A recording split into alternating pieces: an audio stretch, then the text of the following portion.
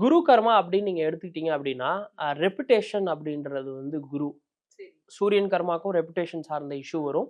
But குரு கர்மாக்கு வந்து அந்த reputation அப்படின்றது ஒரு மிகப்பெரிய விஷயம்.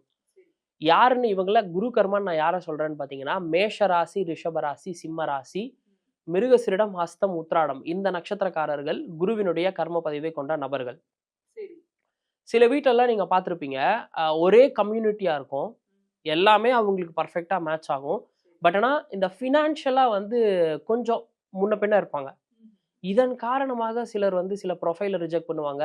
இல்ல லவ்வே நீங்க வந்து நல்ல கேரக்டரா இருந்தாலும், எதிராளி இப்ப பையன் லவ் பண்றாரு ஒரு பொண்ண, அந்த பொண்ணு நல்ல கேரக்டரா இருந்தாலும், வீட்ல இருக்கக்கூடிய நபர்கள்லாம் நல்லா இருந்தாலும், நல்ல குணமுள்ள நபர்களா இருந்தாலும், அவங்களோட வசதி வாய்ப்ப வச்சு சிலர் ரிஜெக்ட் பண்ணுவாங்க பார்த்திருப்பீங்க. நாளைக்கு அந்த குடும்பத்துக்கும் நம்ம செலவு பண்ற மாரி வந்துருமோ?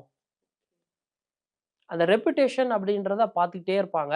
அதன் காரணமாக மற்ற எல்லா விஷயங்களும் நல்லா வந்தாலும், ப்ரொஃபைல ரிஜெக்ட் பண்ணுவாங்க. இல்லன்னா லவ் மேரேஜ்க்கு நோ சொல்லுவாங்க, வீட்ல பெற்றவர்கள். ஸோ குரு கர்மா இருக்கு அப்படின்னா, அ முன்கூட்டியே இது மாதிரியான பிரச்சனைகள் வரும். அத முன்கூட்டியே எப்படி தீர்க்கலாம் அப்படின்றத பத்தி திங்க் பண்றது ரொம்ப நல்லது.